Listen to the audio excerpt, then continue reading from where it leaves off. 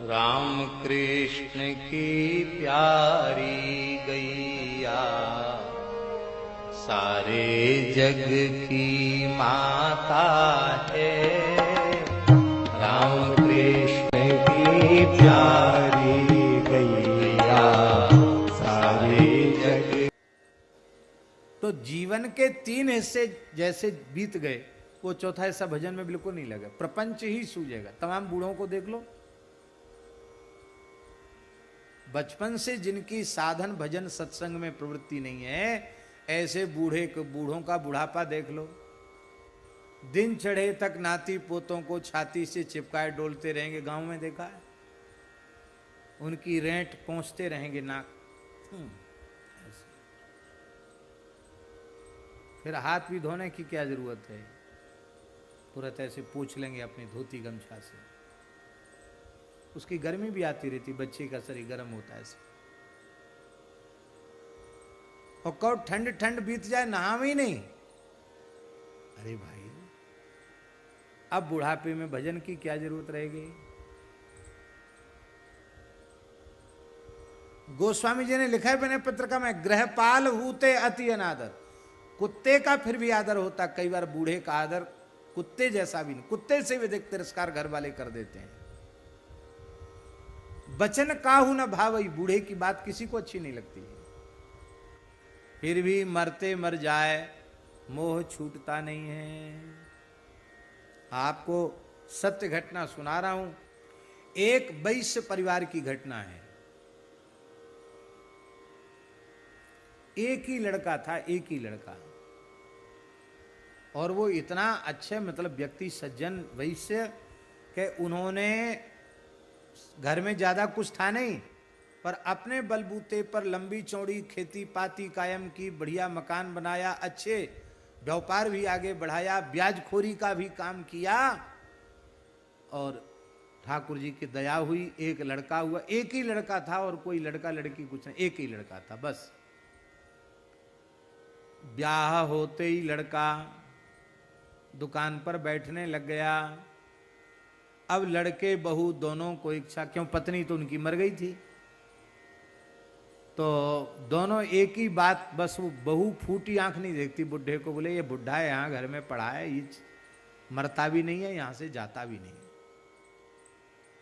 ऐसी स्थिति भई महाराज, उस बुढ़े को बेटा और बहू ने पीट के रात को घर से निकाल दिया। दीख मत जाना यहां कहीं, तुम चले जाओ यहां से।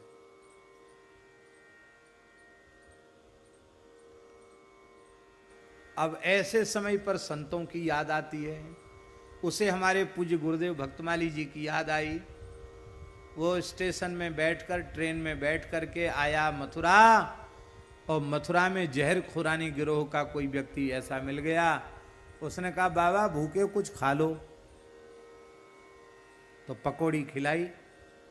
लोभी आदमी, उसने सोचा अरे मुफ्त में ही खाने को मिल रहा है, खा ही लो कुछ।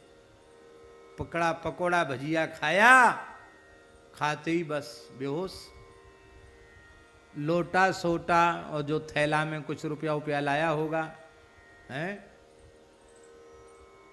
गरीब बनिया भी जो है ना, वो गरीब नहीं होता, कुछ ना कुछ ताकत होती उसमें। भगवान की कृपा है, वैश्यों को लक्ष्मी पुत्र कहा जाता है। तो कुछ लेके आया था उस महाराज, वो थैला भी चला गया। अब 2-3 दिन तक तो बेहोश पड़ा रहा। फिर वहां से जैसे तैसे पैदल चलकर महाराज जी के पास आया। स्मृति भी चली गई थी, धीरे धीरे याद आई। वो आया महाराज जी के पास, बहुत फूट फूट के रोने लगा। महाराज जी पहचान गए, अच्छा अमुक व्यक्ति हो आप? बोले हाँ। क्या हुआ? बोले मेरे साथ है ऐसा। महाराज जी बोले कोई बात नहीं, आ गए हो वृंदावन धाम, अच्छी बात है। अब यहाँ रहो, सुदामा कुटी में कुछ काम करना पड़ेगा। बोले काम तो अब हमसे बनता नहीं, जब तक हम तराजू पकड़ने लायक थे, कुछ काम लायक थे, तब तक तो घर में ही हमारा आदर था। आप किसी काम लायक नहीं बचे तो लड़का बहू ने मार पीट के निकाल दिया। महाराज बोले देखो यहाँ गृहस्थ व्यक्ति हो या तो साधु हो तो चलो कोई बात नहीं, अब तुम गृहस्थ हो और यहाँ रहकर खाना बहुत अच्छा हम नहीं समझते हैं, तो साधु बन जाओ। तो महाराज हमको साधु बना दीजिए। महाराज जी बोले आप अयोध्या जी में जहाँ के शिष्य हैं वहीं गुरु स्थान जाओ, वहीं से साधु वाली दीक्षा लेके आओ, चाहे वहीं रह जाना। पर वो गया, महाराज जी ने उसको किराया दिया, वो गया वहाँ से साधु बन के आ गया। तपसी जी की छावनी का चेला था, वहाँ से भेष लेकर के आ गया। फिर महाराज जी ने कहा जो सुदामा कुटी में कीर्तन होता है उसमें बैठ जाओ। तो कीर्तन में श्री राम जय राम जय जय राम में उसकी ड्यूटी लग गई, कीर्तन में बैठ रहे, ठीक ठाक हो गया। अब 4-5 साल रहा महाराज जी, खूब चेहरे पे रंगत आ गई, क्या कहना, धाम का वातावरण। लेकिन संसार की स्थिति में आपको बता रहा हूं, उन 5 वर्षों में उसका बेटा खोज खबर करने नहीं आया कि बाप मरा कि जिया, कहां गया बाप। इसको संसार कहते हैं। अब बुढ़ापे में बीमारी तो आती ही है। वो वृद्ध बेचारा बीमार हो गया, बीमार हुआ, फिर इलाज कराया, कुछ ठीक हुआ। हमारे महाराज जी कहीं बाहर पधारे थे कथा के लिए, वो जैसे तैसे हमारे निकट आया, बोले महाराज हमारे घरे चिट्ठी लिख दो। हमने कहा क्यों? बोले वो अब हमको लगता है कि हम जिएंगे नहीं। तो मैं कहते बहुत अच्छी बात है, नहीं जब तुम महात्मा हो गए हो, वृंदावन धाम की रज मिल जाएगी, सब साधु जमुना जी ले जाएंगे, तुम्हारा उत्सव हो जाएगा, महाराज जी बड़े दयालु हैं, कुछ भोज भंडारा भी कर देंगे, ये तो बहुत अच्छी बात, मरने से अच्छा और क्या होगा। अरे महाराज ऐसी बात बोल रहे हो, मरने की बात? हम ऐसे थोड़े ही हैं, यहाँ तो साधु मर जाते हैं, उसमें जमुना जी में मना नहीं था।